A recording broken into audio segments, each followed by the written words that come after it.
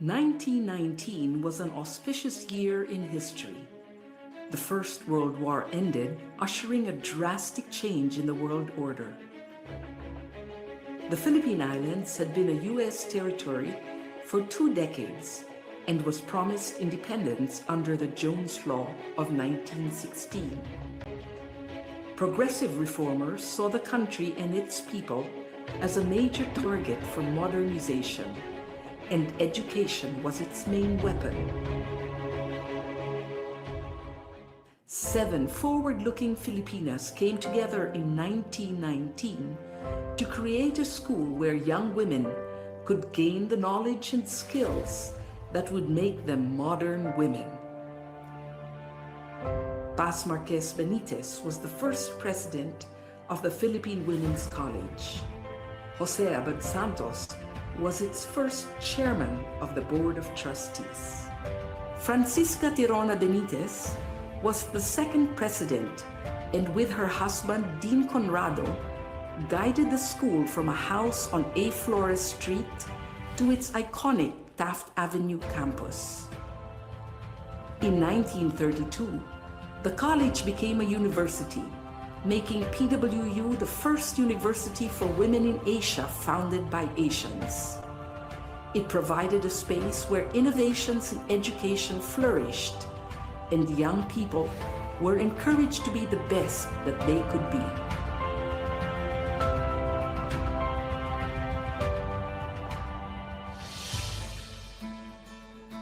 For over 100 years, the Philippine Women's University has been known as a leader in quality education.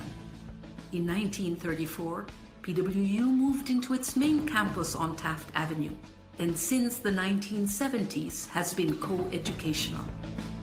Located in the heart of Metro Manila, it is easily accessible by public transport and surrounded by affordable housing. Today's PWU offers undergraduate and graduate courses in several fields of study. Its business and management programs are responsive to the needs of industry, using evolving technology for global competence.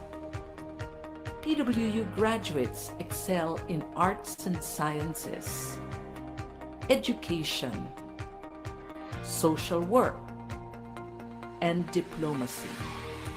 Its fine arts and music programs have produced outstanding graduates through a holistic education that treasures heritage as well as excellence. PWU has pioneered in fields such as food science, nutrition and dietetics, medical technology, pharmacy, and nursing.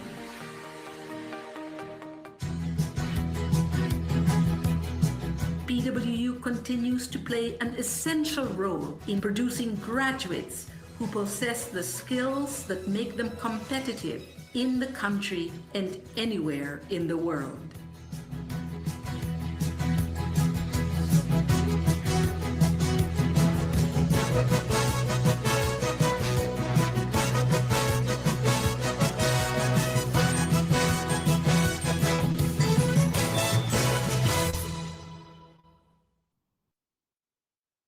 Hello, everyone.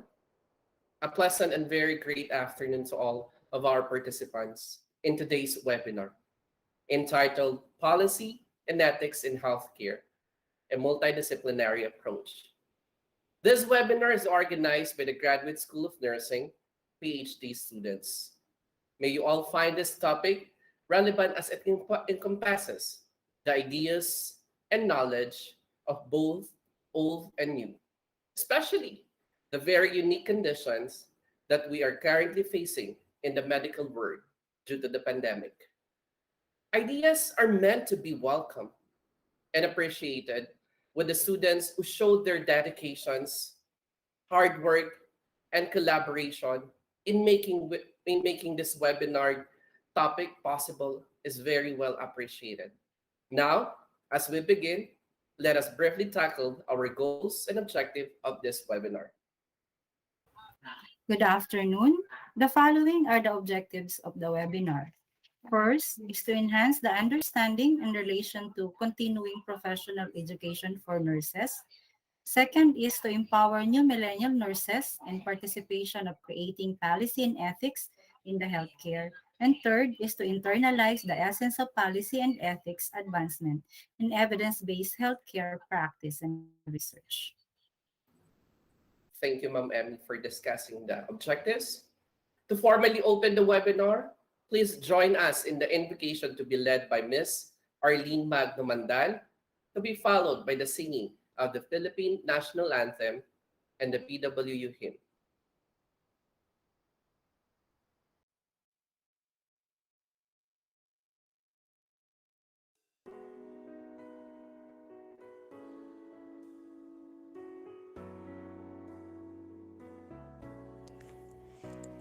Dear Almighty and ever-loving God, we glorify and thank Thy name. You have showered us with so much blessings, and your presence continuously reminds us of your faithfulness and guidance. May we humbly ask you to shower our speakers today of your greatest inspiration, so that they may share the most of their knowledge, heart and soul to their respective topics. May we also absorb the invaluable knowledge and experiences and put it into practice what we may learn today.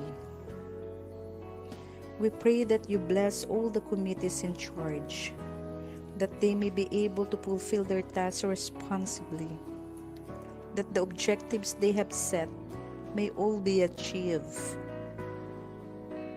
Your infinite blessings would mean the success of this webinar. May we be a living witness of your genuine love through the enactment of the knowledge acquired through this activity. We ask this in the name of Jesus Christ, our Lord and Savior. Amen.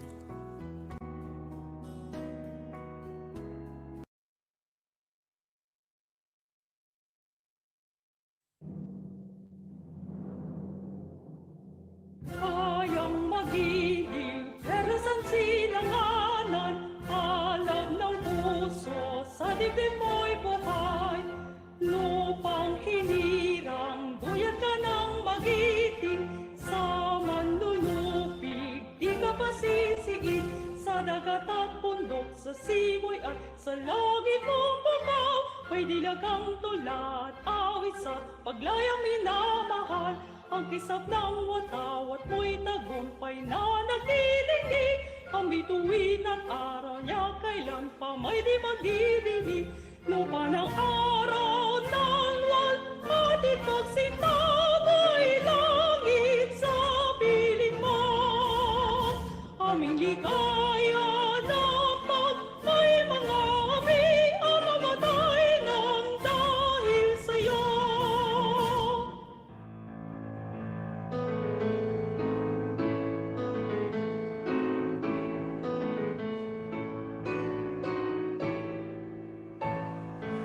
Others sing the praise.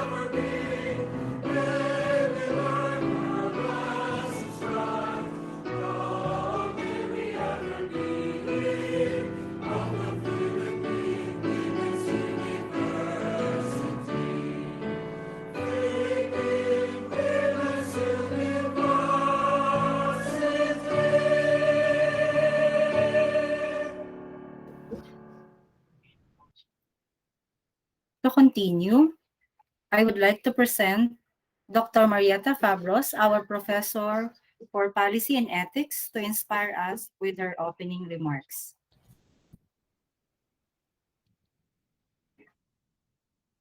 Good afternoon to everyone.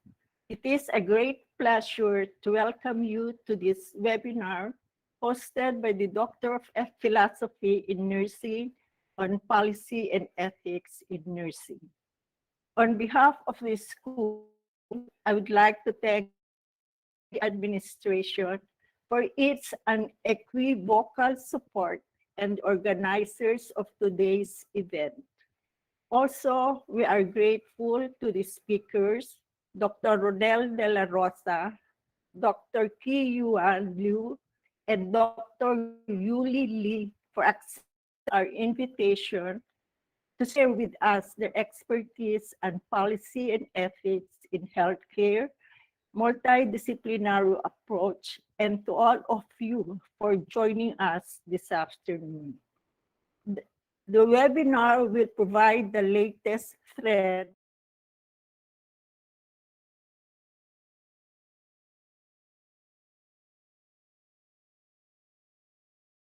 for improving patient and population health.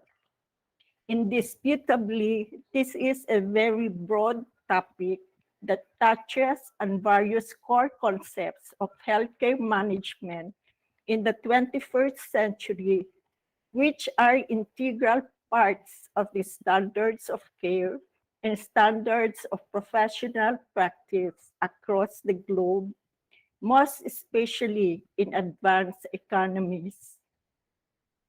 The overall objective of the webinar is to explore the centrality of continuing education, research, evidence-based practice, and the role of ethics in advanced nursing practice. It is noteworthy to mention that the American Association of Colleges of Nursing define advanced nursing practice as any form of nursing intervention that influences healthcare outcomes for individuals or populations, including direct care of individual patients, management of care for individuals and populations, administration of nursing and healthcare organizations, and the development and implementation of health policies. In essence, we are all advanced nurse practitioners and nurse leaders from different fields of specialization. The changing complexity of the healthcare environment requires highest level of scientific knowledge and practice expertise to ensure high-quality patient outcomes.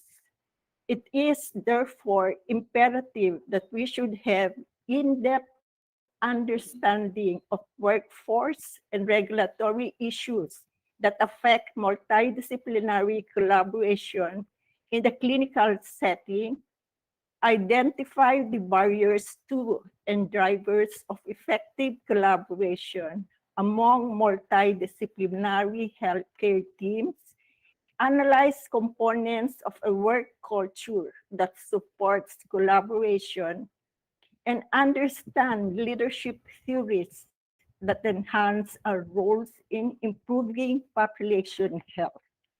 Collaboration are competencies expected of health professionals to function effectively within the nursing and interprofessional teams, fostering open communication, mutual respect, and shared decision-making to achieve high-quality patient care. With other professionals, the nurse role as collaborator is to recognize the contribution and expertise of each interdisciplinary team, listen and share responsibilities and setting goals, and participate in collaborative interpersonal research to increase knowledge of a particular clinical problem. Moreover, it is our primordial duty to integrate evidence-based nursing practice in our works through the consensus, explicit, and judicious use of theory-derived research-based information in making decisions concerning care delivery to individuals or groups of patients and in consideration of individual needs and preferences. Last but not least, as we know, ethics is a branch of philosophy that seek to understand the nature, purposes, justification, and founding principles of moral values and the systems they comprise. Ethics involves decision process of determining ultimate actions. As healthcare professionals, we anticipate and recognize health dilemmas and making good judgment and decisions based on universal values that work in unison with the laws of the land and the Constitution. Ladies and gentlemen, let me finally wish you all a very fruitful exchange and an enriching experience. Thank you.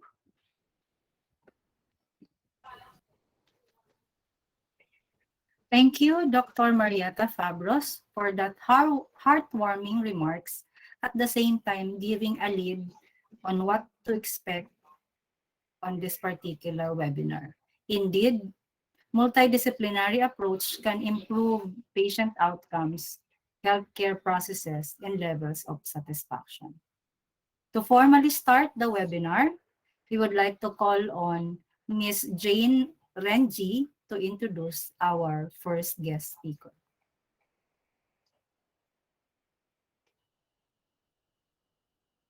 It is a great honor to introduce our first speaker, Dr. Ronel D. De Rosa. Dr. De Rosa is the president of Psychiatric Mental Health Nurses Association of the Philippines. He's also a professor of the Philippine Women's University School of Nursing as the visiting lecturer and the distinguished panelist, and the designated chair Peninsula's Research Ethics Committees, and he is also the director of the Office of Student Affairs and Services.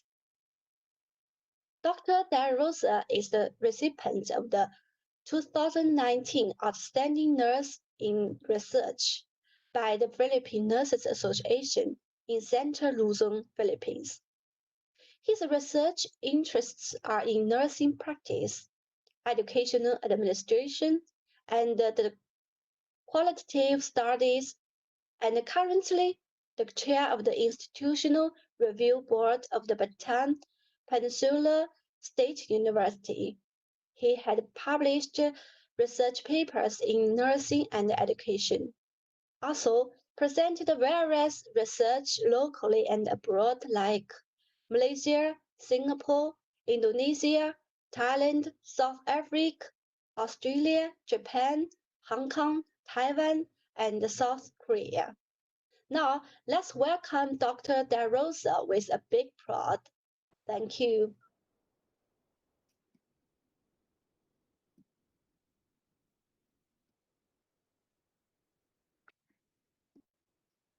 Okay, so good afternoon, everyone. And first and foremost, I would like to thank the Philippine Women's University School of Nursing, headed by our Dean, Dr. Minerva de Ala, for allowing me to share my engagement on mental health perspectives and also intended for the students in the PhD nursing to talk about the ethical relevance and opportunities of Philippine Mental Health Act of 2018 in education in times of pandemic crisis. So I have the great opportunity as well to share my journey as well as a professional practitioner on mental health and psychiatric nursing. So I would like to share some disclaimer that I don't have any conflict of interest in this presentation. I'm not even considering myself as an expert on the mental health law. but more of a research and a mental health enthusiast. Likewise, citations are clearly stated at the end of the presentation. Being a national president of the Psychiatric Mental Health Nurses Association of the Philippines, I hope I could expound more on this ground. As a former chief nurse, a clinical practitioner, and a former dean of the Graduate School and College of Nursing, I hope I could give my best insights to make the learners, PhD students, and all the audience and participants today to really imbibe the atmosphere of welcoming resiliency and having a good sound of mental well-being despite the pandemic crisis. We know the fact that COVID-19 pandemic crisis have been there since March 2020. And perhaps you have been realizing now that we are in the stage of coping as post-pandemic as near to come as possible. Let's pray for that. So have you ever wondered now, what are the new roles of nurses and more so the educators in this time of new normal to achieve resiliency?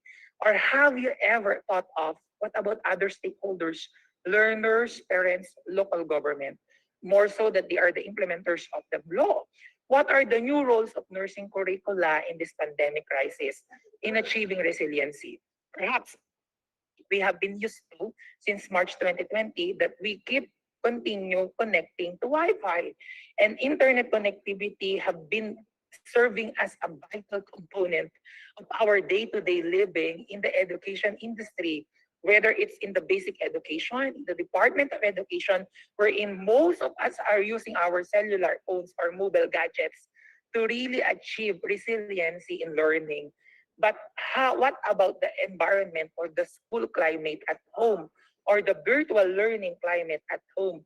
Have you ever asked them how they do that? So because of the significant others, parents, guardians are quite being helpful to really achieve resiliency in learning. I think that's a good atmosphere to consider and deliberate about despite the pandemic crisis. Teachers have engaged a lot of efforts to come up with alternatives and supplemental strategies to continue learning despite the pandemic crisis. Even in nursing education, we have shifted to the use of modular instruction and also recording of classes and even alternative platform to make a more digitally savvy type of discussions. So this is not easy. These things challenge us mentally, physically, financially, emotionally, and socially.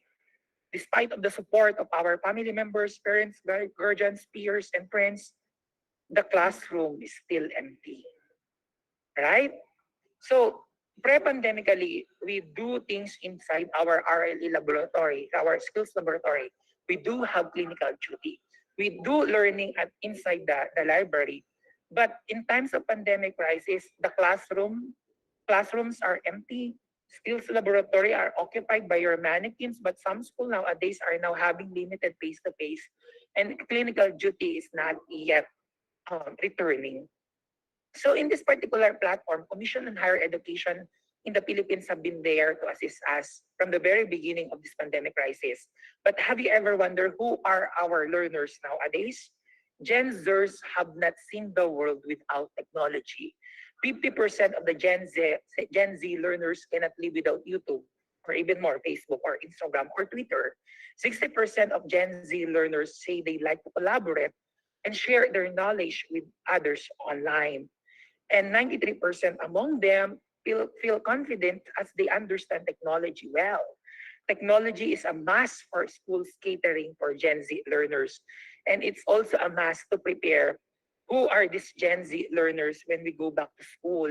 Though at this moment, most of the schools are still closed in the Philippines. So perhaps you will be asking them, how are they? And perhaps you might be hearing they are experiencing stress and anxiety. Stress is a feeling of being overwhelmed or unable to cope with mental or emotional pressure. While anxiety is the natural body's response to stress.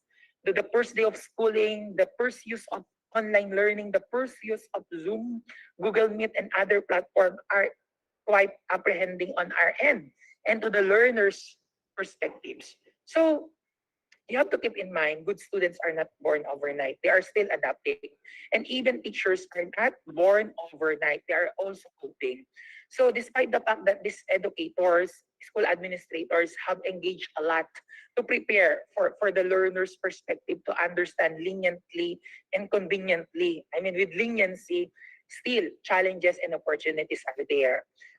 I would like to reiterate also the value of my discussions, that making things happen, not simply letting things happen, because it's a realization. Intelligence is not enough to understand what is going on despite the pandemic crisis.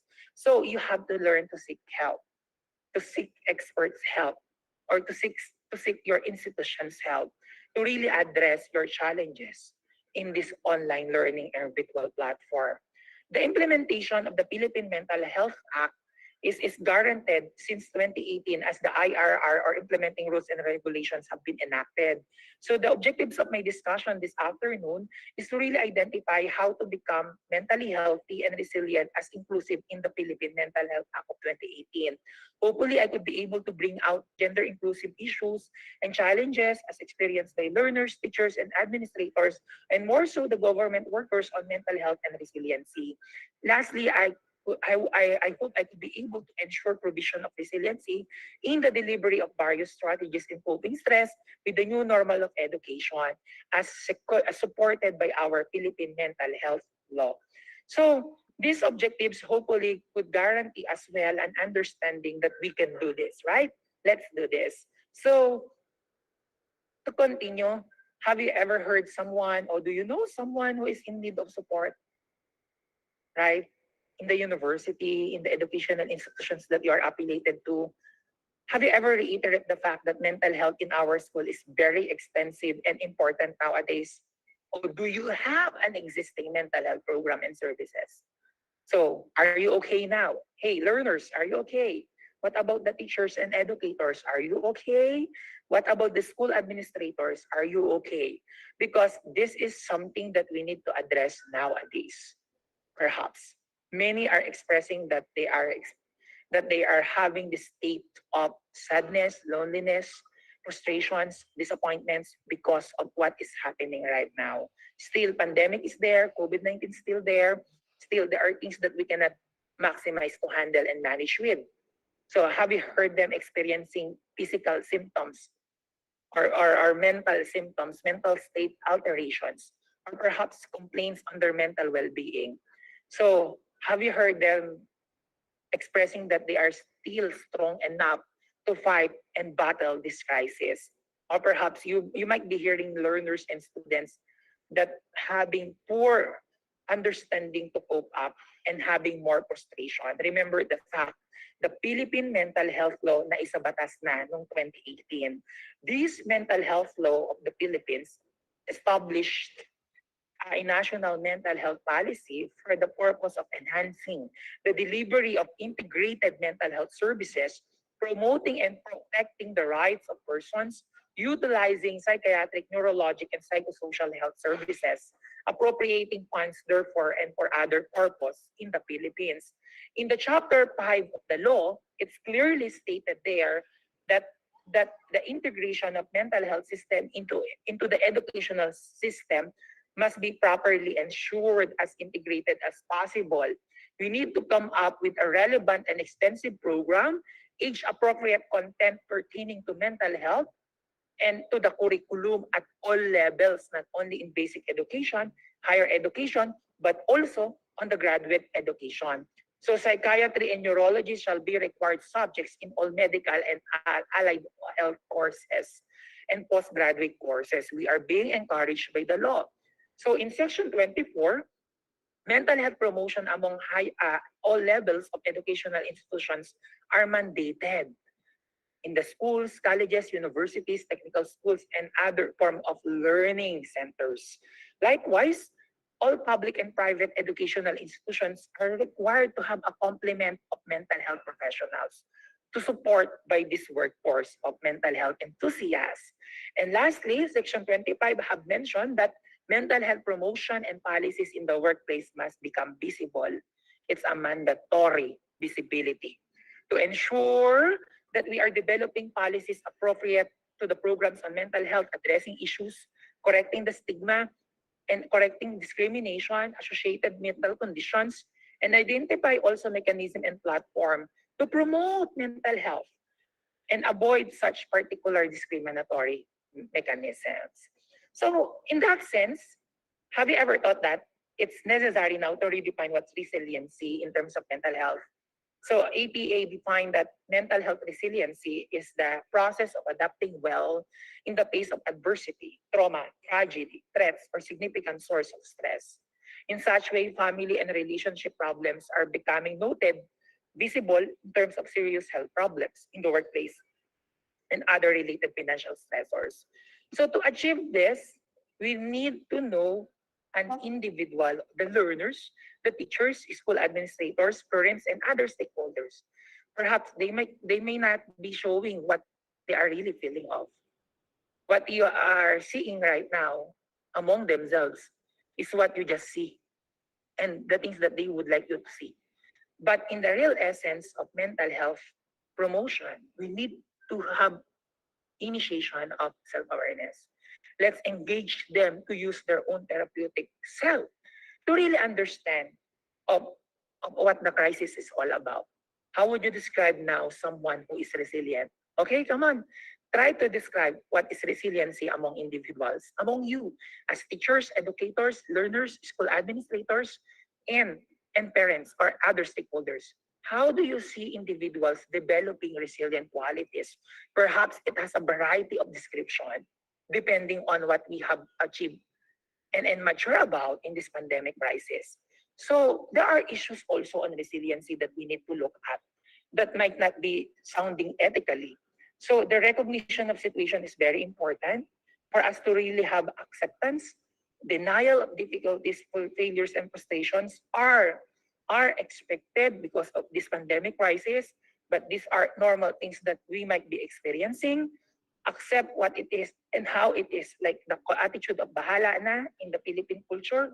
So this is a common thing that we might be responding about in this pandemic crisis. Likewise, fear of getting contaminated. This is still an issue of resiliency. So unable to relearn the new normal despite the fact that it's been more than a year wherein we shifted in the new practice of educational deliveries. Lastly, gender inclusive issues are evident amidst COVID-19, which I think not yet being given much attention. So there are challenges on this resiliency. One, formal training and education on crisis management are still lacking, in particular how to integrate or engenderize inclusive instructions. Management communication and crisis communication protocols are not consistent to all educational institutions. Likewise, evidence-based research-based decision-making is still lacking, even in nursing education. That despite of this pandemic crisis, we need to guarantee that we are ready, coping, and adjusting and adapting to resiliency. Likewise, mental health protocols are not inclusive in the operations. Despite the fact that the Philippine Mental Health Law has been enacted in 2018, many schools are still not fully integrating the functions of the law in their operations. Lastly, resiliency on the continuity learning plan.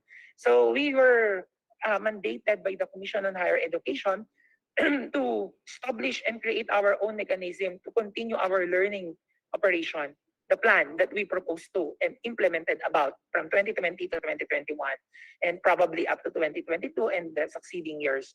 So there is a study in the Philippines, psychological impact of COVID-19 pandemic in the Philippines, and part of the and most of the participants are students, and perhaps this study had identified factors contributing to the psychological impact in the Philippines among the respondents, and it resulted that despite the initiatives of the government and most the institutions, still in terms of mental health, the impact is really evident. Still, it was reported that around 17% are experiencing moderate to severe mental outbreak. Others are 29% are experiencing moderate to severe depressive symptoms. 13% are experiencing stress level, moderate to severe. Female, gender, youth age, single status, students, specific symptoms are noted for a significant association on the psychological impact of the pandemic.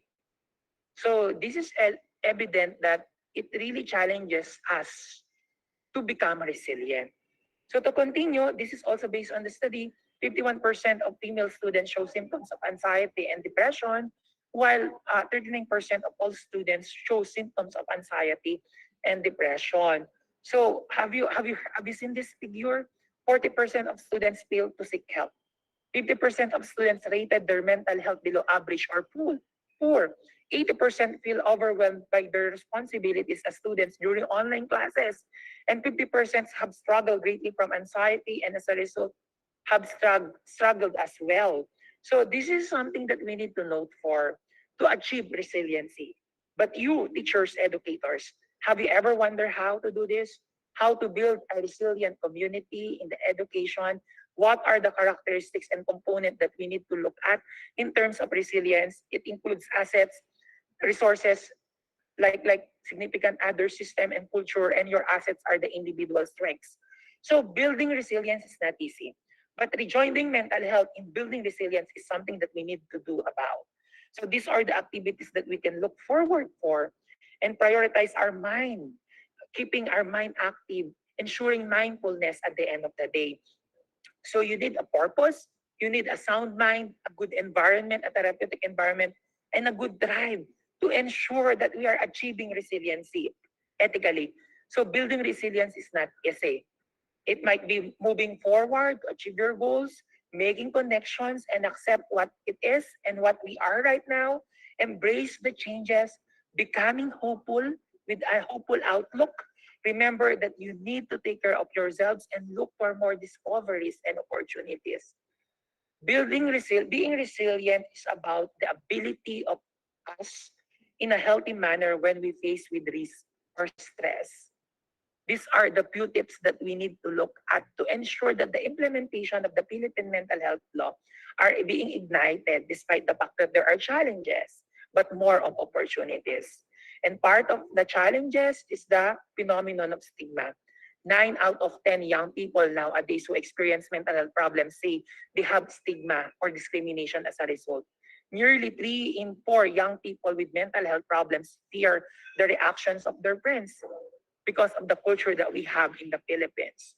So we need to stop and fight stigma. We need to talk about mental health.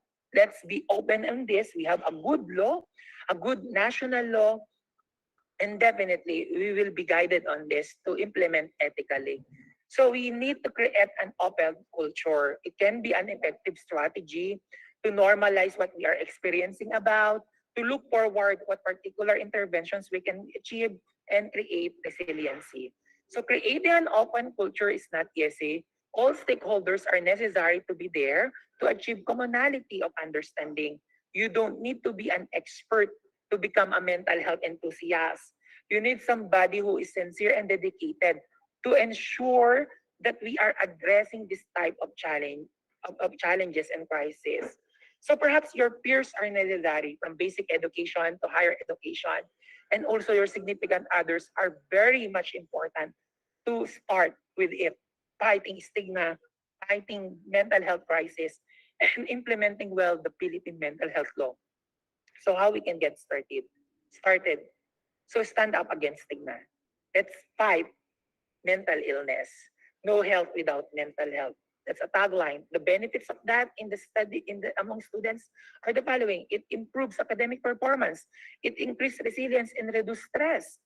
It reduces suicide rates and even committing substance abuse, and it improves economic benefits. Pre-pandemically and during the pandemic, this has been tested a lot by research studies. So let's promote mental health for life. We are not alone. We are with you, and let's lead the way as how it is. Becoming a pioneering school like the PWU School of Nursing, advocating this multidisciplinary approach that we need to work as one and be unified in achieving and promoting mental health. Let's forward planning. In the next 12 months, what will you do? Okay? In the next 12 months, what will you achieve? Let's become resilient. So we have this particular, prior to pandemic, we have this mental health gap intervention guide. It's a community mental health promotion toolkit. It can be used using your cell phones, your mobile gadgets. It can be downloaded as a mobile application wherein there are modules, guidelines, regulations to achieve. So it has categories. If you are experiencing symptoms of depression or sadness or whatsoever related to mental health, you can look at this indicator and quickly assess yourself so that you can seek for help and go immediately to the nearest medical institutions or medical practitioners. So I would like to synthesize this discussion by reiterating that mental health policies are vital to the Department of Education, Commission on Higher Education, and other government agencies, even if it's private institution, that become more inclusive and promote best practices. Capacity building among us, whether you are a government, a private employee, teachers, educators, school administrators, we need to train them to become resilient on psychological first aid, mental health, and psychosocial support to facilitate understanding involving parents as well. And also, we need to integrate mental health in terms of program being implemented, services we are offering to the school operations, and more so to the curricular instructions as ethically relevant. Lastly, lack of commission research studies to fully assess the well-being of the stakeholders, learners, teachers in the education industry, and even parents and school administrators are indeed necessary for them to be monitored of how they are. So now, ending this presentation on the ground of promoting mental health as guided by our Philippine Mental Health Law of 2018, at the end of this pandemic, educators will not be remembered by the confidence, but by their compassion. Educators need not to be very brilliant, just becoming compassionate. So I'm quoting Dr. Rudolph Seymour Curvey of Martinez of San Beda University College of Nursing, when he stated this during one of the webinars that we have engaged to. So I hope you learn something from this presentation, and now you are reflecting on the value of mental health promotion, not only in the education industry, in the nursing education, but also within the vicinity of our day-to-day living. So I'm ending now my presentation at that point.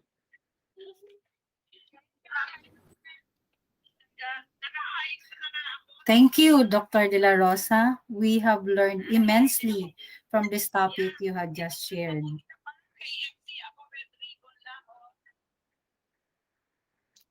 Yes, ma'am. Indeed, that there is a clear connection between mental health and academic performance. As we all know, that helping students makes the most of their education in everyday goals. Students struggling with depression or other illnesses have a harder time feeling motivated, learning, concentrating, and taking tests. So to introduce our second speaker, we would like to call on Miss Wendy Wu.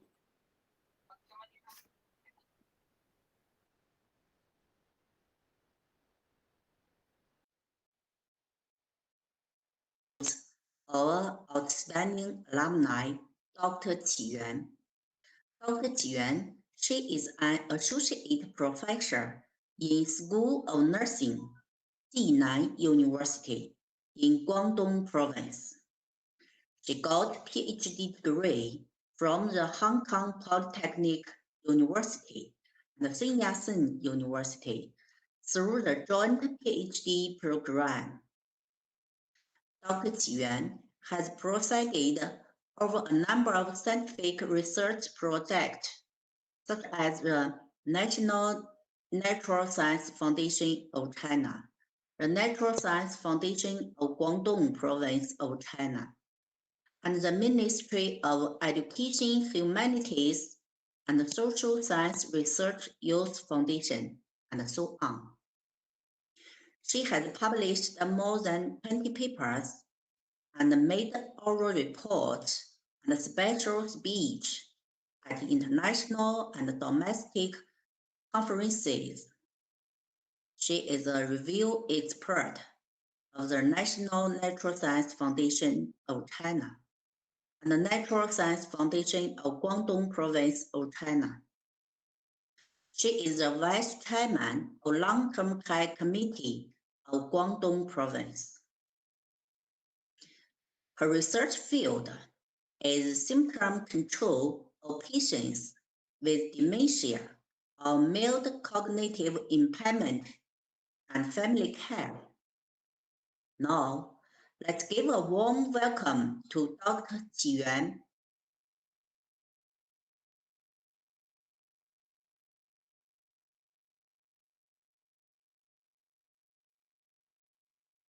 Hi, everyone.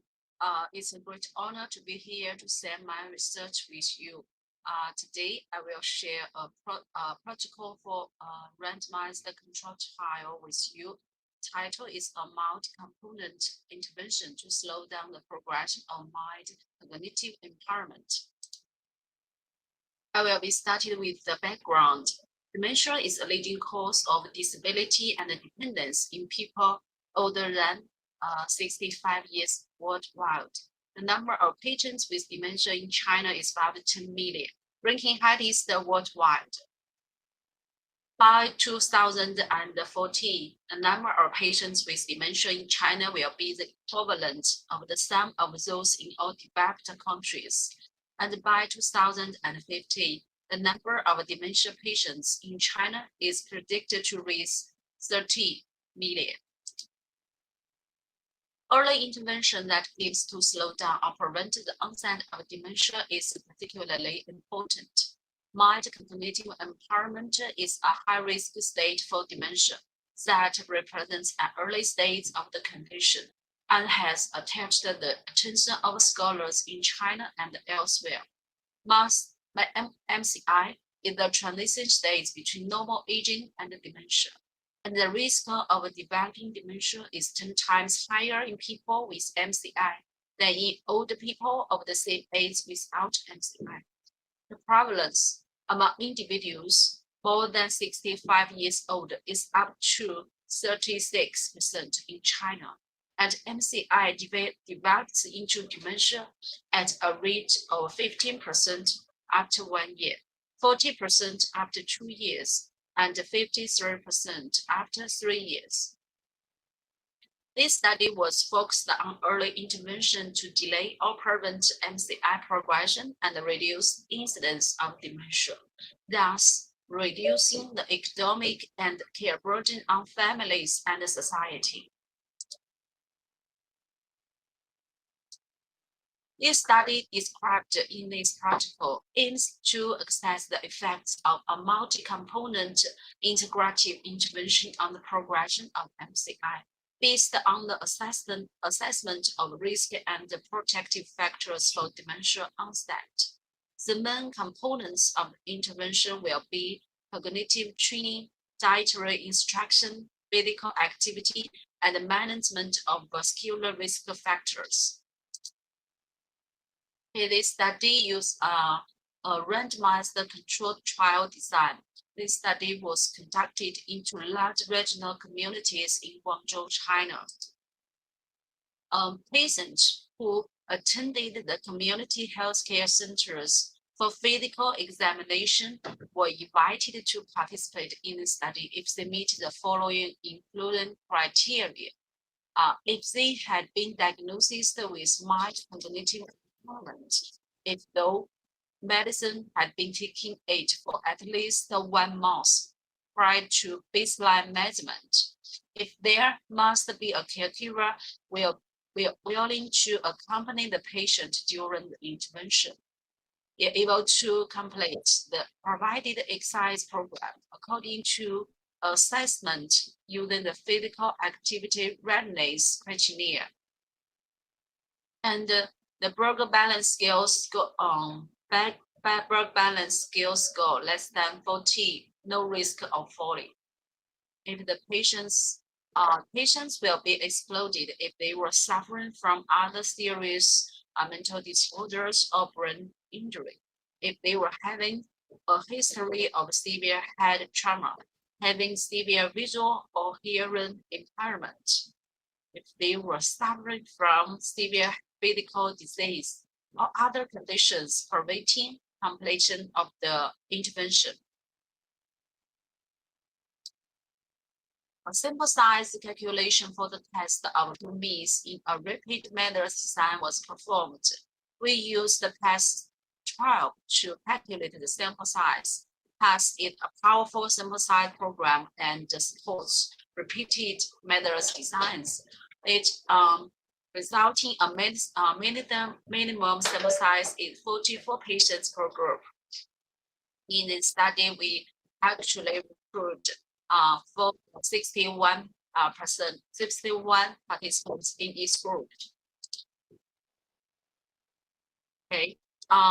Firstly, a research assistant, the procedure and ethical considerations. Firstly, the research assistant will explain the purpose of the study and the principle of the confidentiality for participation in the study and personal information to subject to meet the criteria.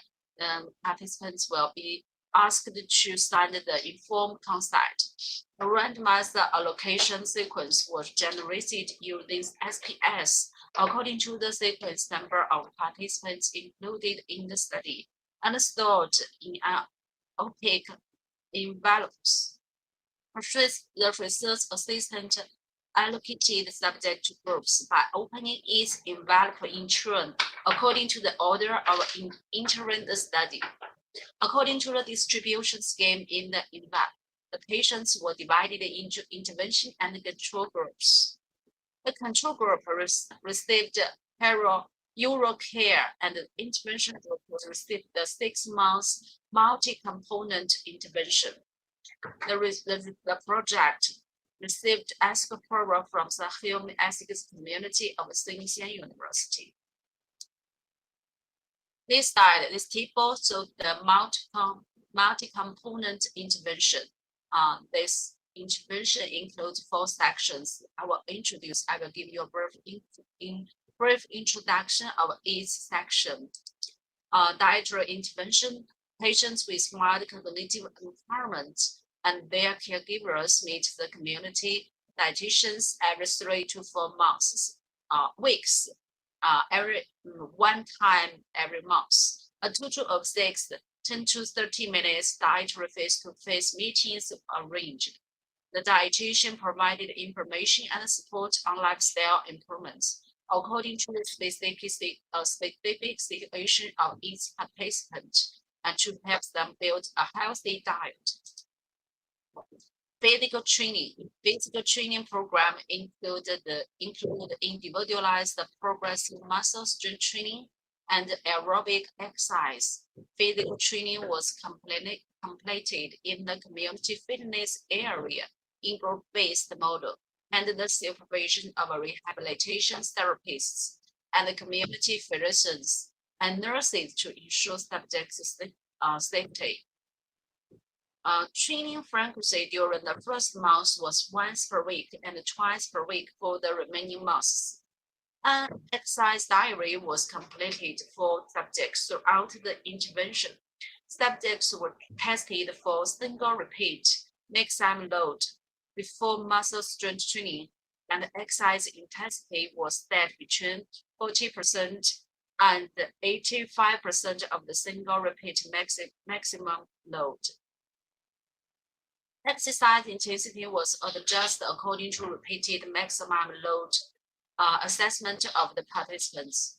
Aerobic exercise intensity was set at 50% to 70% of maximum heart rate. A heart rate monitor was worn on the wrist to assess energy consumption and head and heart rate. If the heart rate exceeds preset intensity parameters, sound and vibration reminders were activated. Cognitive training. Cognitive training was based on computer-aided cognitive training and conducted for about 1 hour per section once a week at a fixed time. Our patient used a personal account and password to log in the training platform to complete cognitive training.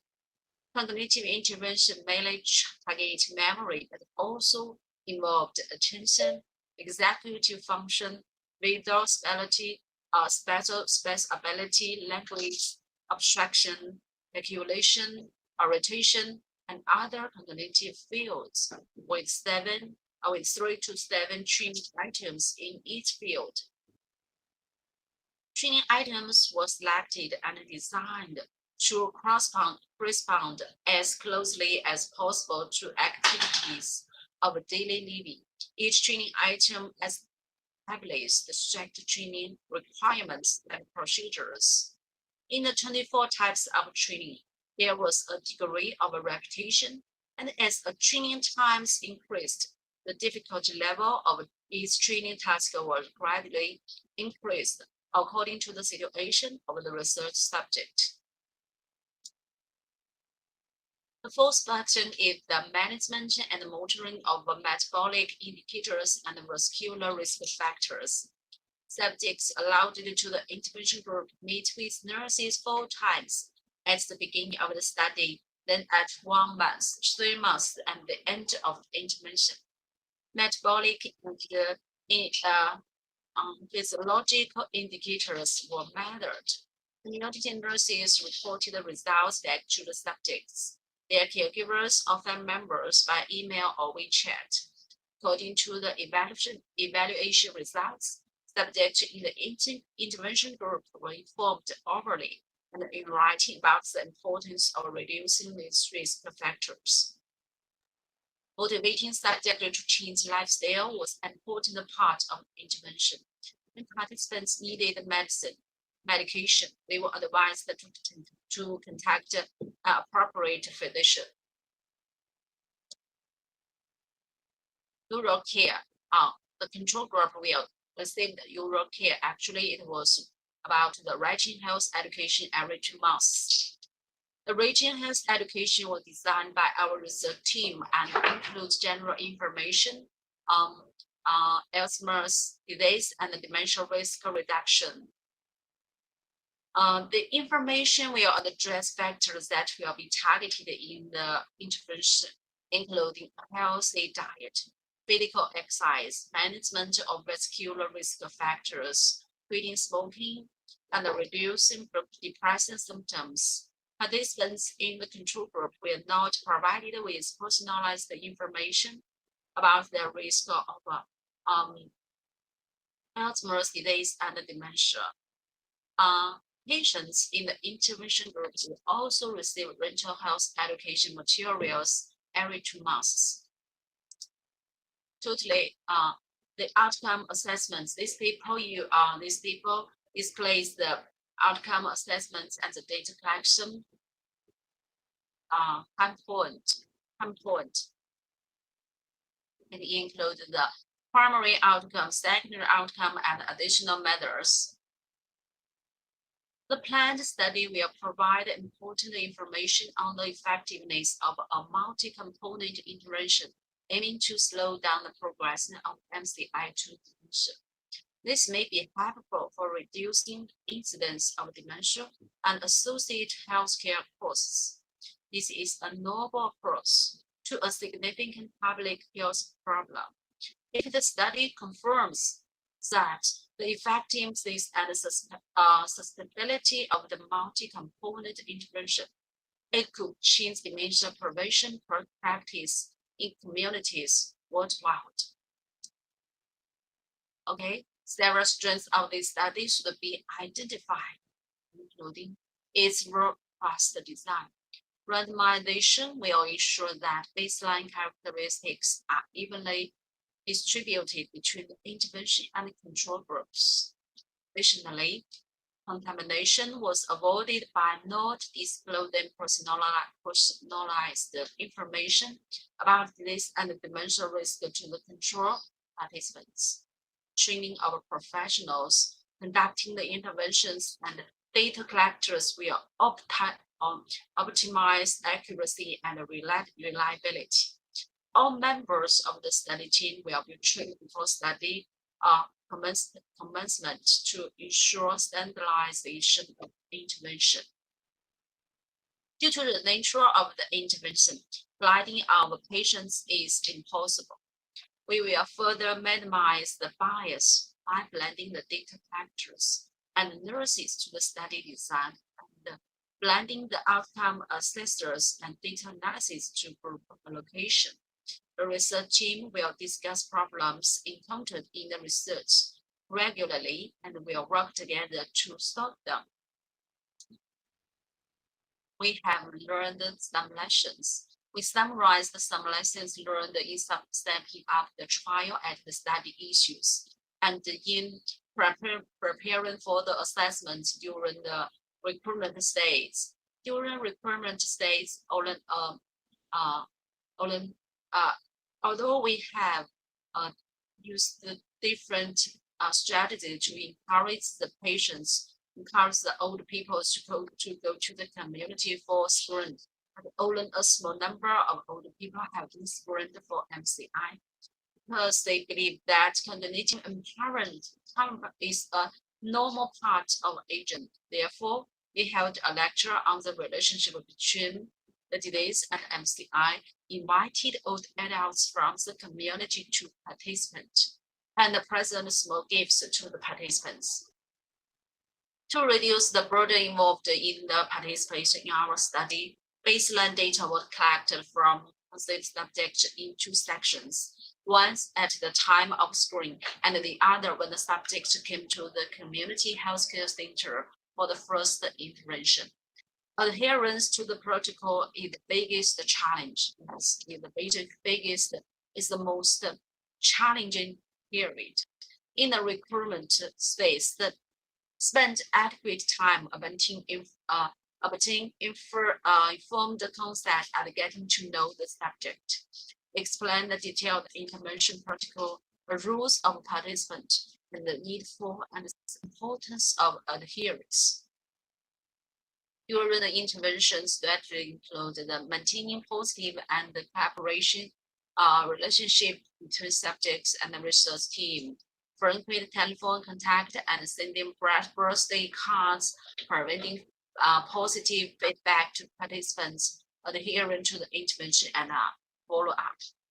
We have further streamlined the intervention protocol to minimize the number of community visits. For example, participants can complete the cognitive training and physical activity, or meeting with the dietitian once in the first week of each month.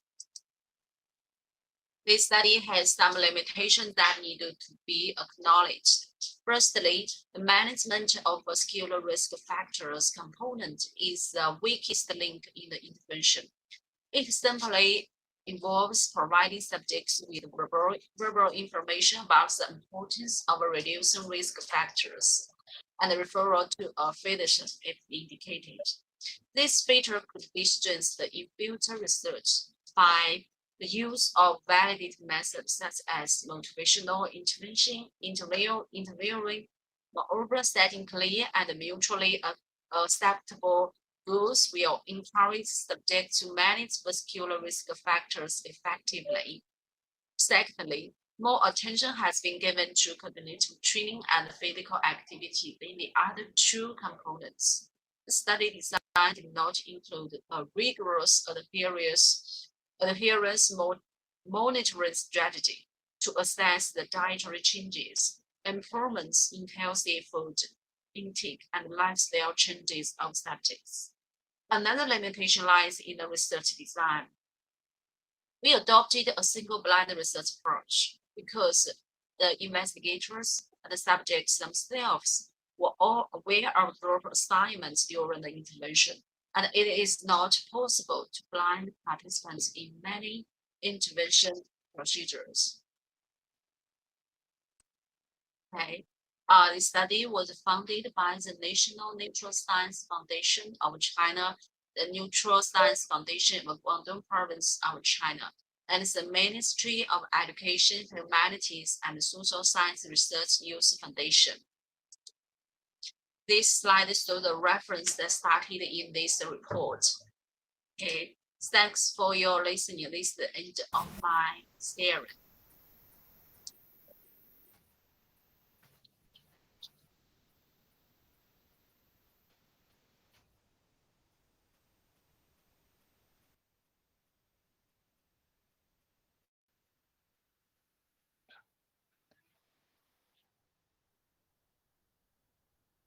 Thank you, Dr. Liu.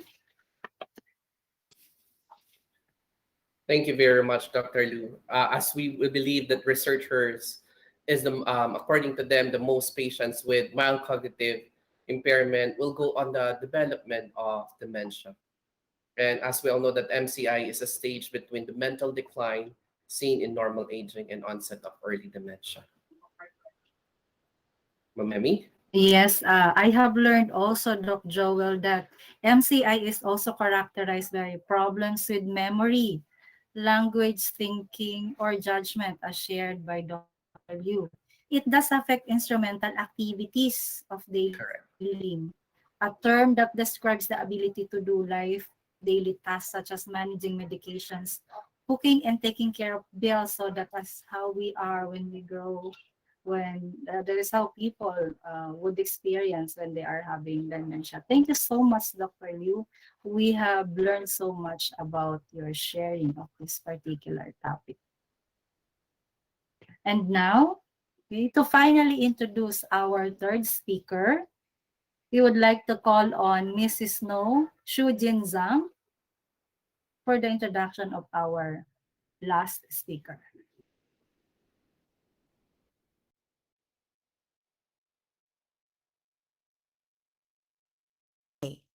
It's my honor to introduce Dr. Yuli Li. Dr. Yuli Li is an associate professor of the School of Nursing and Rehabilitation, Shandong University. Dr. Li's research interest focuses on psycho-oncology, especially in relation to psychological health management and family resilience in breast cancer patients and their principal caregivers. She has published 21 papers in peer-reviewed English journals and more than 40 papers in Chinese journals. Currently, she is a director of a China Postdoctoral Science Foundation and 4 provincial and bureau-level projects. She also participated in more than 20 research projects, including the National Institutes of Environmental Health Science project and the National Institutes of Health project. She is also the member of Pi Iota chapter, Sigma Theta Tau International, and members of International Psycho-Oncology Society. Now, let's give warm welcome to Dr. Yuli Li.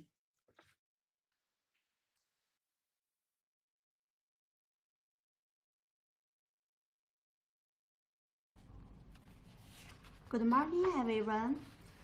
So firstly, thanks for Professor Zhang's invitation, and I'm very glad to join this webinar and share my research with all of you.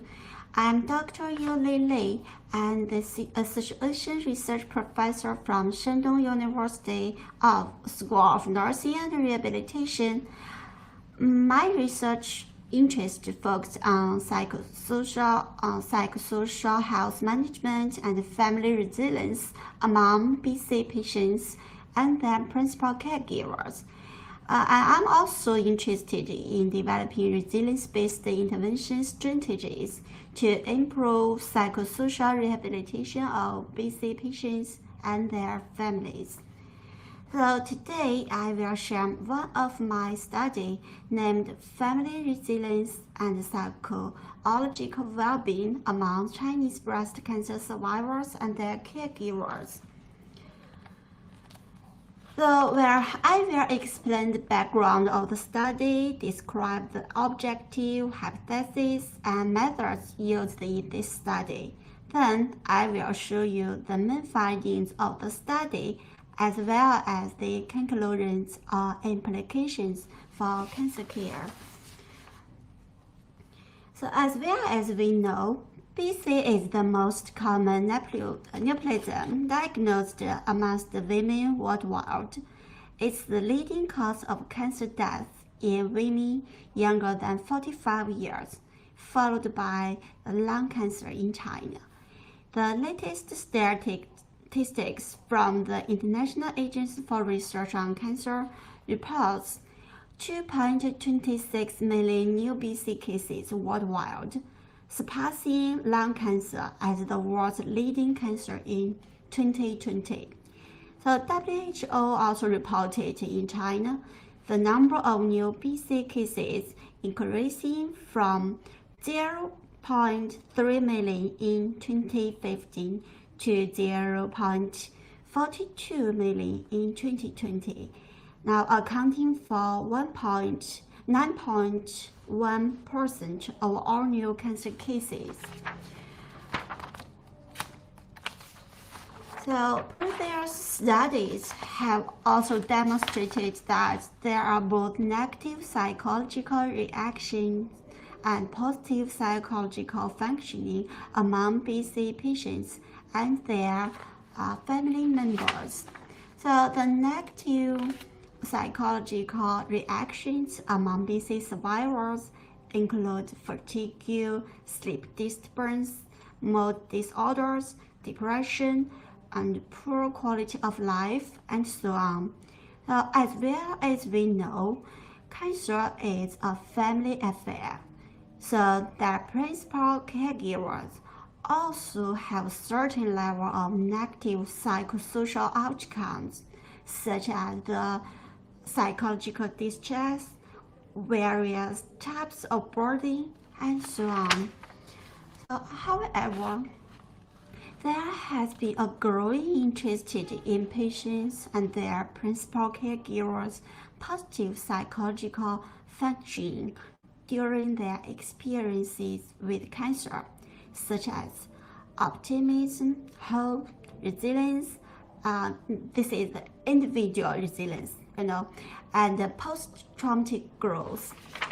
So the impact and also the impact of diagnosis of cancer and related clinical treatment reverberate throughout the family system. Leaving no member untouched. That means BC is a family affair. However, family with a BC member also has the ability to bounce back from adversity and acquire new strengths and social resources during changing times. So that's the family resilience. In 2003, Professor Walsh systematically demonstrated that the family resilience framework and provide the family resilience theory for clinical practice. So if you are also interested in family resilience, please learn by yourself and read this paper I have shown for you.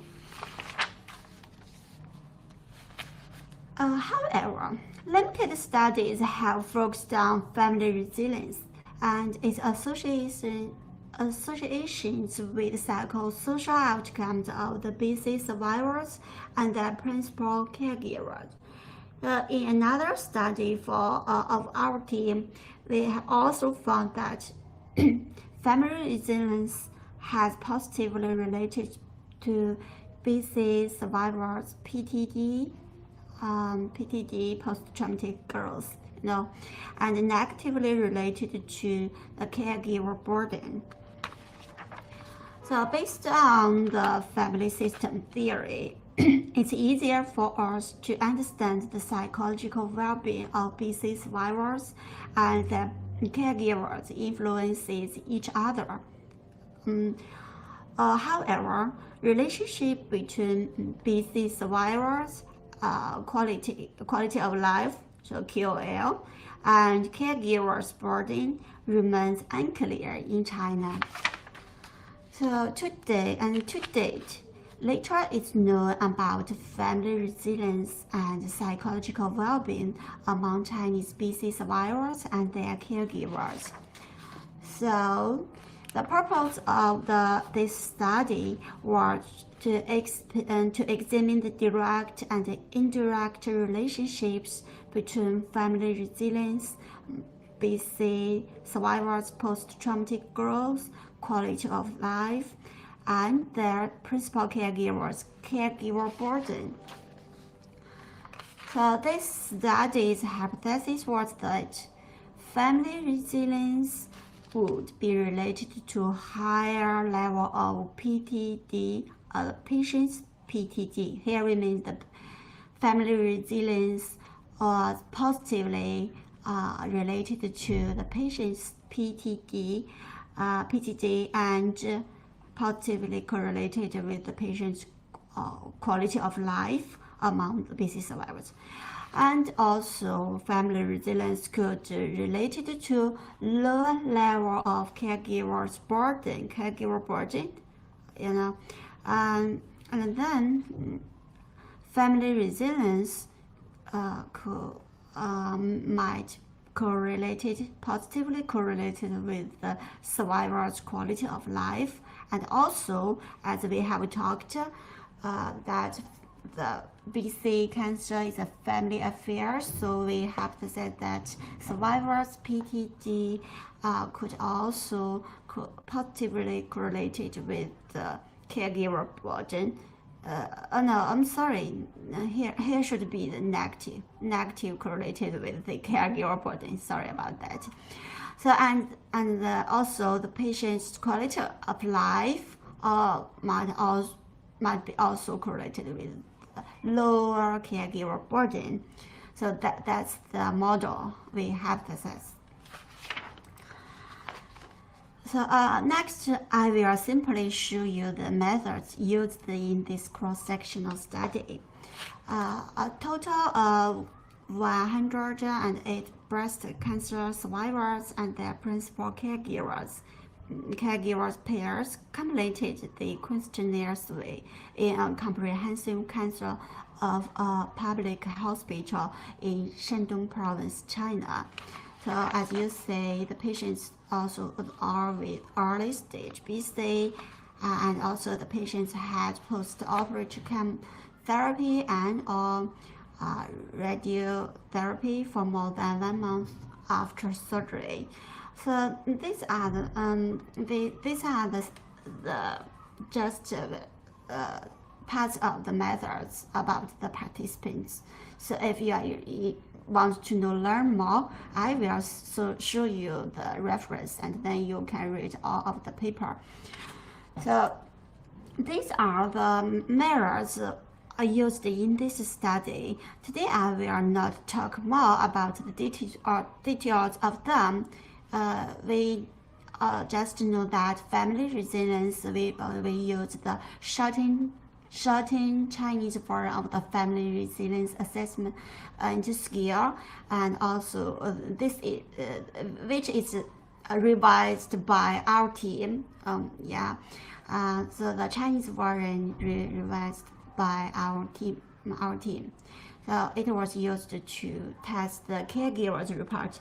So here the family resilience, we just used the caregivers reported family resilience in this study. So this is also one of the limitations of our study. So the PTD, the patients also, we used the patients reported. This is also a short term of the PTD, and it's also the Chinese version. So the quality of life was tested with the Chinese version of functional assessment of cancer therapy for breast cancer, and the caregiver burden. So it's also we used the caregivers reported method. So all of these methods we used in this study are all Chinese versions. Sorry. Okay, and also besides the main variables we tested, and we also tested the social demographic informations for BC survivors, their age, residence, educational level, stage of BC, and so on were tested. And for caregivers, their age was also tested, and as well as their category of principal caregivers, such as their spouse, parents, child, or siblings. So that's what I simply just talked about the methods. For more details and for the process, you can read our published paper. About the statistic methods, in this study, we generally use the descriptive analysis, the Pearson correlation analysis, and structural. The Pearson correlation analysis was used to test the correlations among the main variables we have talked about, such as family resilience, quality of life, PTD, and caregiver burden.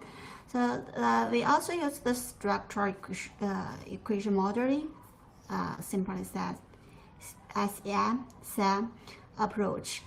So all of this data we use the software SPSS and the MOS. So okay, let's move on the results section. So this table we just showed parts of the participants' social demographic and psychosocial characteristics, and the psychosocial characteristic. And the psychosocial characteristics are shown in table 1 in the paper, but here is just only part of the results. So you know the BC survivors with early stage BC were enrolled in this study, and their mean age, looking here, their mean age was 49, which is very similar to what we have showed in the background, the main age 45, you know. And the principal caregiver's mean age was 45 here. So the majority of patients were Han Chinese. The principal caregivers of the patients were their spouse. So here, accounting 66.7%, and their parents accounting 13.9%, and children 15.7%, and their sibling only 3.7%. So, and now I will mainly talk about our model. I will not show you the correlations of these main variables. Now I just showed you the full model and the final model of our hypothesis. So this is the full model for the direct and the indirect of family resilience on PTD, QL, and caregiver burden. As we can see, there was no statistically significant correlations between the patients, the survivors PTD, and their caregiver burden. So then this method was deleted in our final model. So in the treatment model, all methods was statistically significant. And the family resilience, you see, family resilience and quality of life together, explained about 15.9% of the total variance in caregiver burden. So and also you can see that family resilience was positively correlated with the survivors PTD, and PPD then positively correlated with their own QOL, and patients or the survivors QOL was negatively correlated with caregiver burden, and also family resilience directly negatively correlated with their caregiver burden. So that's the final model of this study. So, and also time since diagnosis, educational level, and category of the principal caregiver were also entered as a control variables in both the full and trimmed models, as they were significantly correlated to PTD, QOL, and caregiver burden in this study. These results I didn't show you today, so but I didn't show these results today, and also you can check them in the paper, in this paper, but you can find them that the model is very similar to our hypothesis. So in conclusion, our findings support the premise of the family resilience theory that family resilience can foster resilient outcomes among family members when they face challenging and crises such as cancer, kinds of cancer. In this study specifically, family resilience was beneficial for the patients, for the patient's PTD and QOL, and could decrease caregiver burden. Again, this study demonstrated that BC survivors' physical and psychological health were associated with those of the principal caregivers. Now I will show you this. So these variables are the survivors, and this the caregiver, and the caregiver perceived their caregiver burden. So and the family resilience tested by the caregiver. So in this model, we can say that the BC survivors' physical and psychological health correlated with those of their principal caregivers, especially the caregiver's burden. So I go on. So in summary, the finding mainly support the model's prediction that family resilience was directly and indirectly related to the PTD and QOL of the survivors of BC, as well as to the caregiver burden among the principal care. However, because this study was a cross-sectional study I have talked previously, so causality cannot be inferred in this study, and then family resilience might be a consequence but not a cause of the survivor's positive psychological outcomes. It's very interesting. Now, if you are interested in, you can explore to more in your future studies. So, and the principal caregiver's perceptions of burden and also might be a factor that could impact family resilience. So family resilience and the survivors' positive psychological outcome and principal caregivers' perceptions of burden are also cross correlation. So as those two opposing models would be mathematically equivalent, some would be an ineffective method for distinguish between them. Therefore, a prospective test of the model is necessary in the future. So, moreover, although the self-report measures used in this study were validated in previous studies, they are susceptible to reporting biases.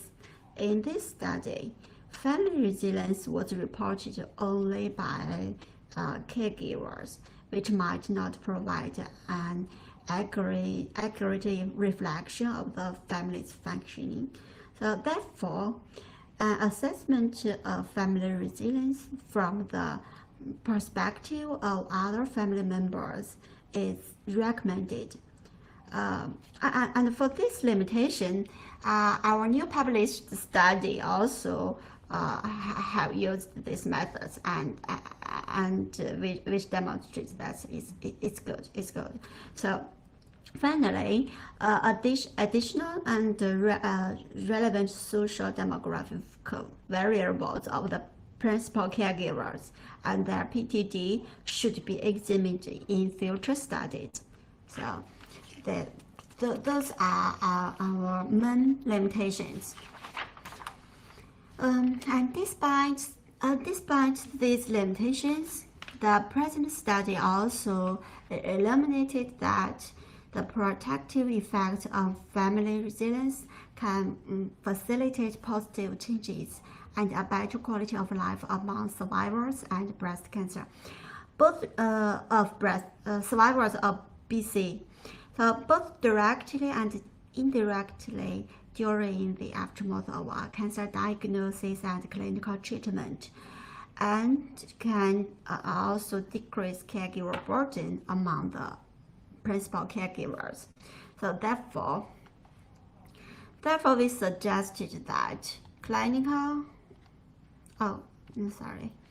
So therefore we suggested that clinical practitioners focus on the family strengths and conduct family resilience-oriented interventions to facilitate the adaptation, recovery, and growth of the family and all of its individual members after a cancer diagnosis, and to reduce the caregiver burden.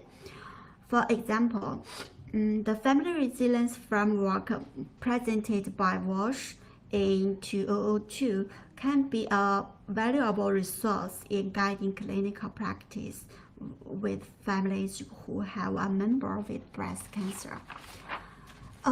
Okay, this study was funded by China Postdoctoral Science Foundation, and these are our published papers related to family resilience among BC survivors and their caregivers.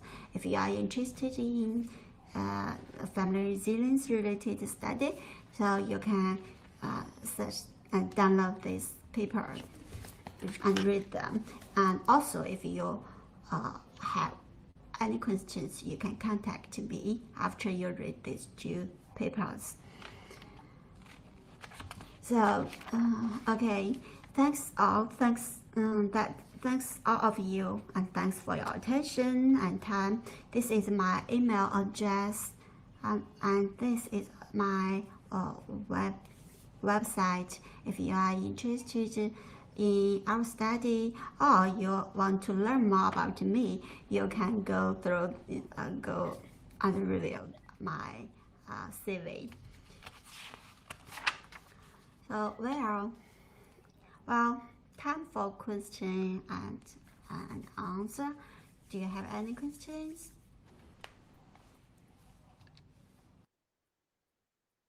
Thank you so much, Dr. Lee. We have learned so much about your presentation.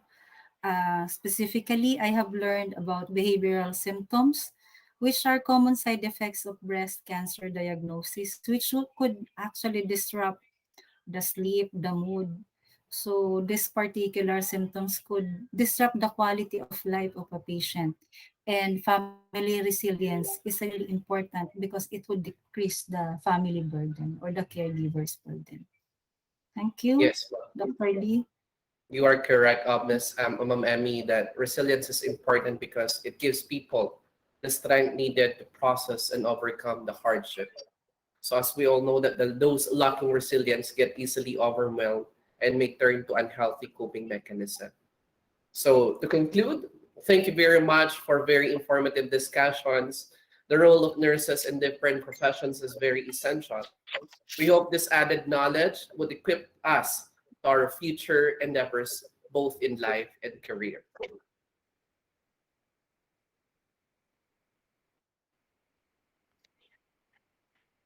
Okay, at this particular juncture, we will be having now our open forum. Yes. Okay, so yes, we will Yes, be sir. collecting questions coming from our participants. Correct.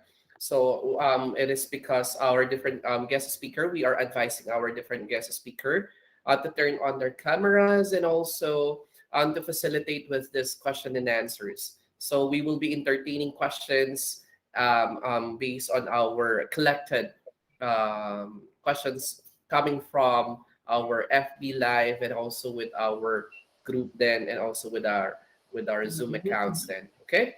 Sir, Ma'am Emmy, I think what someone asked a Yes. question here on our end. Yes. Let me read the first question for our first speaker, Yes, Dr. Dr. Ronel de Renel. la Rosa. The question is, if nurses are in a mental unhealthy state, they will not be able to concentrate in work in charge, which will affect the safety of patients. Therefore, some hospitals will increase psychological tests when recruiting nurses. Does this violate ethical principles?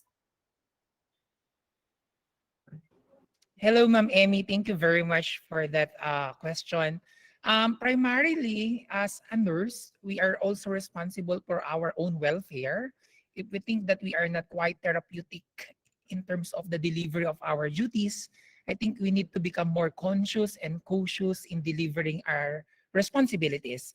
So, situating the scenario like using such particular psychological test to address the I think that's an intervention to screen out whether the nurses' well-being are really, I mean, okay and therapeutic or medically okay in terms of their functioning. I think it will always be depending on the institution. If there are agreement, I think there's no violation on that as long as the nurses are agreeing to that. I think it's the responsibility also of the nurses to agree on it, and I think the institution should be responsible also to respect whether the nurses are accepting that particular screening tools to deliver their own capacity. So it will always be depending on the standards of practice of the institution, unless there is a mandatory regulations to that to a particular local or country. Like for example, in China, if they do have a particular standards to do so, I think that's mandatory. So they need to comply. But in the So Philippines, much, Dr. yeah. Rosa. Thank you, ma'am. Yes. So for me, it's also very important that the stability of this situation is very essential in terms of the implementation of this mental health. Then, I think I have another question, Mom Amy, from our second speaker, and then we apologize for the third speaker. I think we lose her connections because she's in China right now, so we cannot accumulate questions from Dr. D. But however, we have different speakers right now from Dr. Renel and also Dr. Lee. Yes, I have one question here. In China, terminally ill patients tends to live end of life decision to their families and doctors, mainly due to their strong trust in their families, doctors, and avoidance of decisional conflicts. What do you think about the diminish of patients' life rights? Okay, nice to meet you, everyone. I'm Qiyuan Lu. It's a great honor to be here to share my research with you, and it's really a great communication and the learning opportunity. And about the question, it's about decision making at the end of life for the patients. I think it up to the decisions, up to the conditions. If in one condition, if the patients they don't have the ability to make the decision, and the the family members they have to participate in the decision making progress. They will because in China it's about the Chinese culture. The family is very important. The family members very understand and know the patients very well, and they know the best interest of the patients. Um, so sometimes they will they take the responsibility to care the patients and even to pay the medical cost for the patients. And the family members, they feel that they have the responsibility to do the decision for the patients. But fortunately, now the living well, and another name is the advanced directives is on the road, and living well is a good choice. It empowers the patient to do the decision making themselves. It will allow everyone to live to die with dignity and autonomy. So that's my opinion. Thanks for your question. Thank you very much. Yes, as we all Okay, know that thank the you. family culture is very essential in terms of how do we take care of our and this patients then. Amy, I think one question is also from Dr. De La Rosa. Okay. Next. Yes, since we don't have our third speaker right now, so I'll be reading the next question that is addressed for our first speaker, Dr. De La Rosa. The question goes like this. Are you ready? Okay. How to assess and help students' psychological problems under the pressure of online learning in the context of COVID-19? Okay, definitely it will require a multidisciplinary approach to do that. In the perspectives of the teachers or the clinical instructors among student nurses, it's your responsibility to serve as a mediator between the college and also of the Office of Student Affairs to bridge the services that we are employing in terms of mental health services.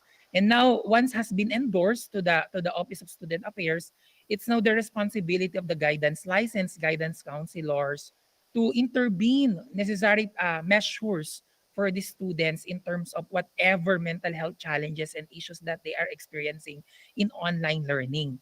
So I think it's a multidisciplinary collaboration between the licensed counselor, the licensed psychologists, to really assess and examine clinically the mental health challenges that the students are experiencing. So I think it's more on that particular ground because we have a professional standards of practice for that. So to really assess, it requires a multidisciplinary approach of intervention. Yeah. Thank you so much, Dr. De La Rosa. I am glad that actually in nursing we are doing that.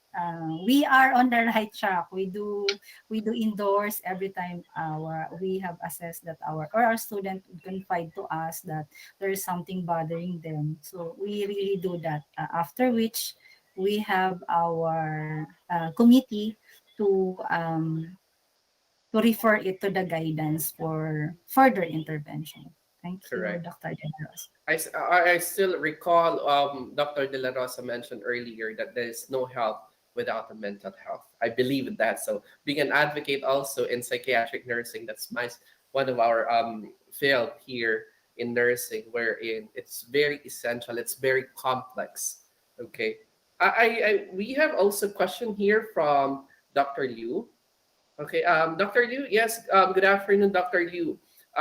From our participants, do you have a question about what measures have you taken to avoid contamination between cases during your study then?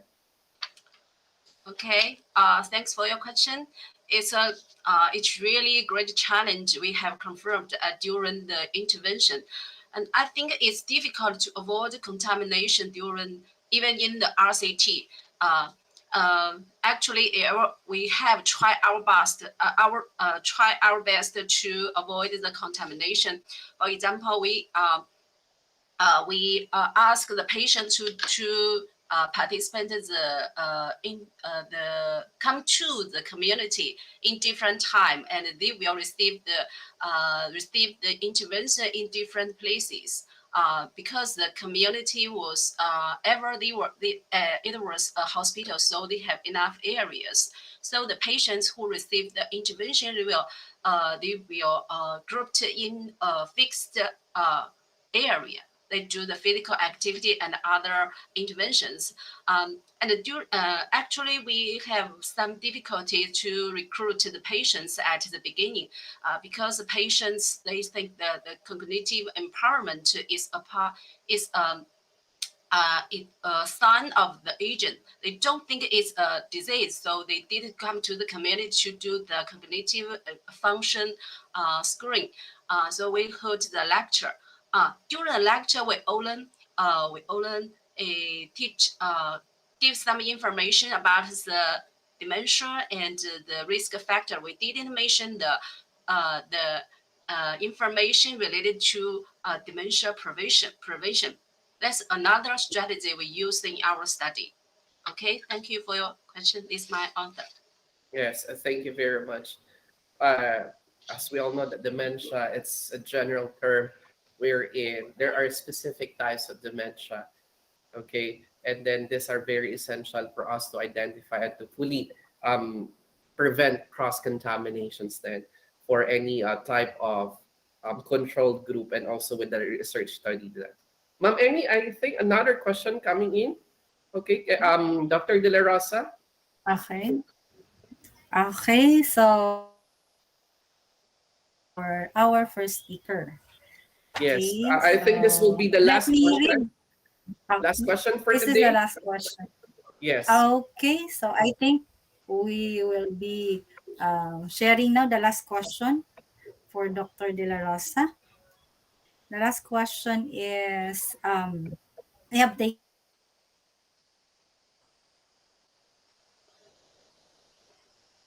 Oh, we apologize. question is of the psychiatric nurses in your hospital.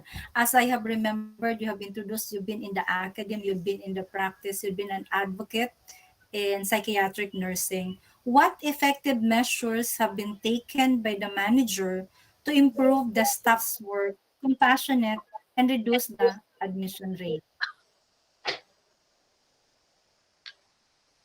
Okay, yeah, I was able to get the gist of the question.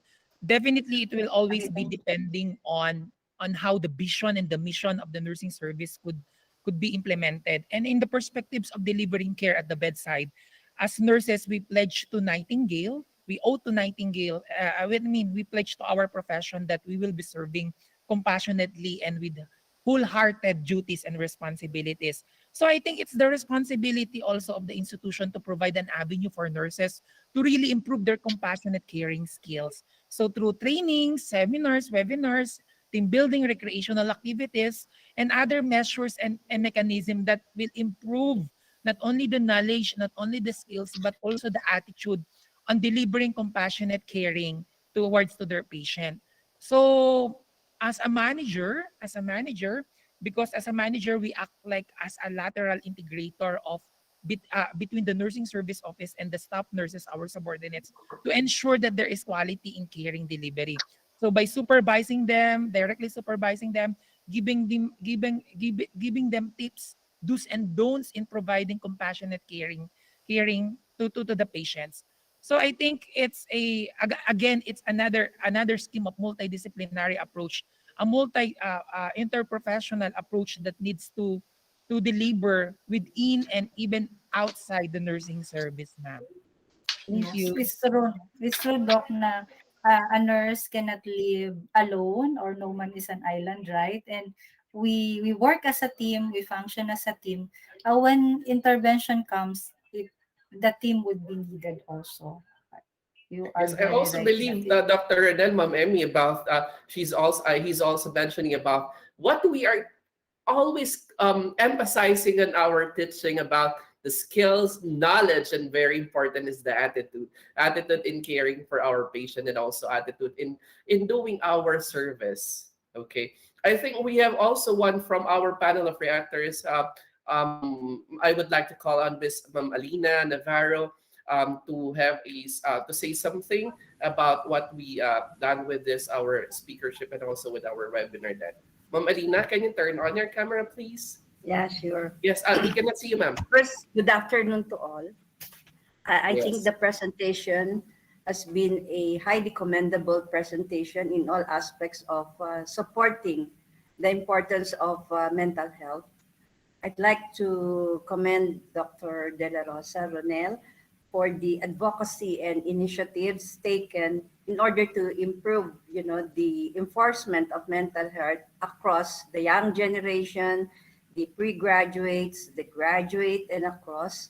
It's very enlightening and inspiring to hear from Saudi Arabia such initiatives coming along with our educational system. Number one, I would like you to know that as part of the advocacy here in King Faisal and in the other hospital where I am involved, we started to have the employer health clinic service for all the staff with the main advocacy of supporting mental health. I know that the pandemic had impacted and highly impacted levels of adaptation, levels of emotional management, and many more. But we're able to get through because of the strong advocacy, support, improvement initiatives, and many more. Second is our hospital has a very big occupational health service, and they are working collaboratively and closely with the Department of Psychiatry in order to manage, escalation of the need for management of emotional stress, mental distress, loss, grieving, and many more. And we already had seen the improvement of how nurses will get out of this emotional, distressful situation. Another is the strong enforcement of dignity in the workplace. Dignity in the workplace is now considered a very strong administrative policies and procedures. We have a referral form.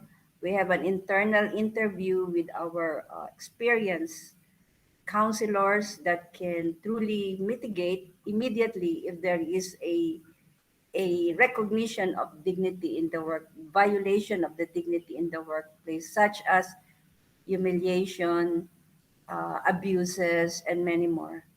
Another is we have just approved the mandatory skills for entry nurses, and it's called escalation competency. So again, escalation is relevant to the IHI, five safety requests. And I believe, I need to thank Dr. Mark for us graduate students who had been enrolled with the IHI because it is the five most important requests for safety. It's either you or me or the rest of any human being around that can ask for the 5 R's. And the 5 R's of safety will be one, please hear me and listen to me. Second is please support me and I need your support as well. Third is prepare me so that I will be skilled and ready, knowledge again and skills and the appropriate behavior when I come to this unit, when I come to this workplace. And the fourth is please protect me. Again, you need to be the support, you need to be the advocate, you need to be the counselor, and everything, the different roles of a nurse, not only with the patient, but with our peers. And the last one is please care for me.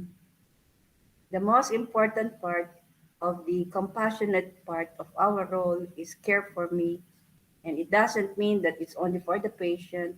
It is not only for the people that you know. It is not only for your family, but it is for all.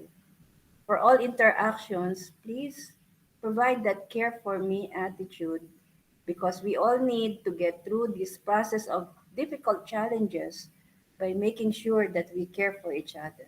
So those are the five safety requests that will need to evolve around our interaction and the journey. So again, as I said, this webinar is very enlightening and inspiring. Our colleagues from China, excellent researchers. One is very helpful for me for my age, it's the cognitive training that Dr. Correct. Yu had shared. And I feel very inspired because I can share that with the rest of my colleagues whose age is in this bracket. But as I said, any encounter such as this is worth listening, hearing, and applying. And I need to thank the group, especially Emmy and Joel. You've been and Vladimir, you are all inspiring in influencing and making the team moves. Again, the win of one is the win for all. And I need to thank you very much from my heart from this distance that I believe we can all move forward in shooting the star. But thank you so much for Thank you giving me very this much opportunity. for synthesizing this webinar. Ma'am Alina, can you lower down your camera so we can see you better? Yan, you are more beautiful than okay. Thank you very much, Ma'am Alina. And then we appreciate your synthesis about the three speakers then. Okay, we would like to call Thank you on. so much. Yes, Ma'am Ami. Okay, we will now proceed to award the e-certificate of appreciation for our class speakers. Okay, to award the certificates, we would like to call on our unfortunately, Dr. Minerva Diala is not present right now, the Dean of School of Nursing, because she's engaged in another important matter. But instead of, we would like to call on our Professor Dr. Mayet Fabros to award the e-certificates. Dr. Fabros? The Philippine Women's University 1743 Taft Avenue School of Nursing hereby awards this certificate of appreciation to Dr. Ronel de la Rosa in grateful, sincerest gratitude for his selfless and commendable service rendered as keynote speaker during the conduct of webinar entitled Policy and Ethics in Healthcare, Multidisciplinary Approach, given this 27th day of November 2021 at the Philippine Women's University, Manila, Philippines. Signed, Dr. Joel John de la Merced, Chairperson. Signed, Dr. Marieta Fabros, Professor, School of Nursing. Signed, Dr. Minerva de Ala, Dean, School of Nursing. Okay, thank you very much. Okay, a big round of applause, Ma'am, to Dr. Renette. Okay, and then Dr. Marieta? Okay. Same citation is awarded to Dr. Ki Wan Liu in grateful, sincere gratitude for her selfless and commendable service rendered as resource speaker during the conduct of webinar entitled Policy and Ethics in Healthcare, Multidisciplinary Approach, given this 27th day of November 2021 at the Philippine Women's University, Manila, Philippines. Signed, Dr. Joel John de la Merced, Chairperson. Signed, Dr. Marieta Fabros, Professor, School of Nursing. Signed, Dr. Minerva de Ala, Dean, School of Nursing. Thank you. Thank you very much, Dr. Fabros. And then for Dr. Yuli.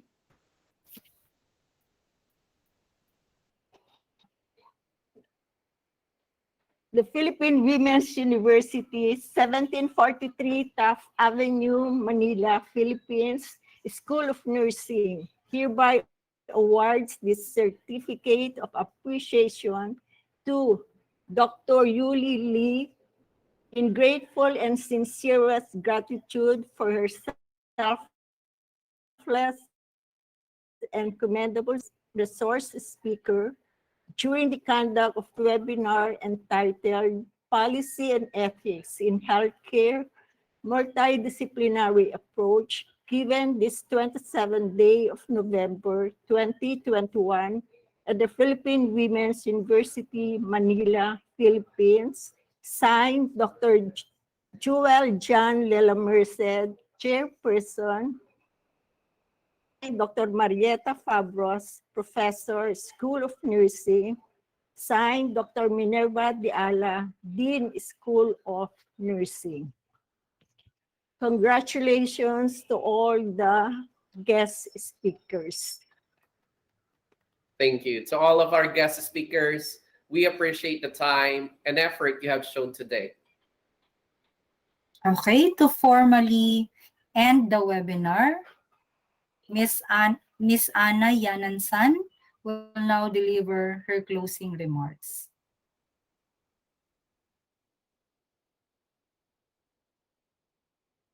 Amy, first and foremost, I would like to express my appreciation to the resourceful speakers, Dr. Grant, Dr. Lui, and Dr. Lee, and to gratitude our Honorable PW President, Mark Alfredo Benitez, Dean of School of Nursing, Dr. Diala, and our Professor, Dr. Fabros. To thank for the efforts of our faculty and the working committee. To most of all, the presence of our participants and all your messages in the chat box on YouTube and Facebook. It's a set us to closing door on living and stimulating knowledge sharing, as well as bidding farewell to friends and associates. However, it's also a privilege and an honor to gather such eminent healthcare experts from different parts of the world under the pandemic. To our fellow nurses, today we talk about policies and ethics in nursing through multidisciplinary approaches. The COVID-19 pandemic has strained healthcare resources the world over, requiring healthcare providers to make resourceful allocation decisions under extraordinary pressures. A year later, our understanding of COVID-19 has advanced, but our process for making ethical decisions surrounding resource allocation has not. The world is changing, the healthcare system is changing, and the demands for nursing care is changing. Nurses make ethical decisions every day and accountable for them.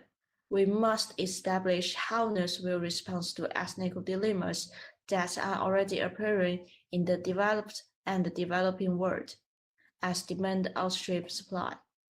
Furthermore, we must recognize that these complex and multidimensional concerns cannot be addressed exclusively from a single perspective. Today, we gathered health professions from nursing practice, nursing education, nursing research, and nursing administration. Together, we shared our experience, our knowledge, and our reflection. Then, we imbibe from others and deliver through our practice. Let us keep positive to live a fulfilled life and make our contributions to healthcare as the nurse. To all of you and the rest of the team, thank you so much and keep safe. Thank you.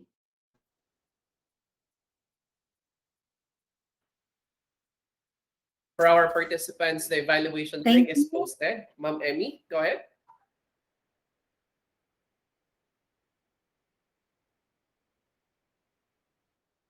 Yes, we apologize that Ma'am Emmy is having technical difficulties. For our participants, the evaluation link.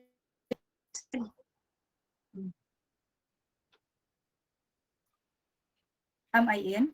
Yes, go ahead, Ma'am Emmy. Thank you, Anna. That concludes our webinar for today. For our participants, the evaluation link is posted. Please accomplish the form and submit accordingly. Certificate of attendance will be sent to you within 7 to 14 days. Thank you everyone for joining and participating in this webinar. We hope to see you again. Thank you very much. For those who have the scanner, they can scan the QR code to access the evaluation link. In case you did not receive the certificate, please do contact our committee for certificate and program, Ms. Anna Yanansan, through emails 2020-0665@pwu.edu.ph. Dr. Well? Thank you very much, Ma'am Emmy. And we are hoping to see again our viewings for the upcoming webinars in the Graduate School of Nursing. Thank you very much and have a great afternoon to everyone.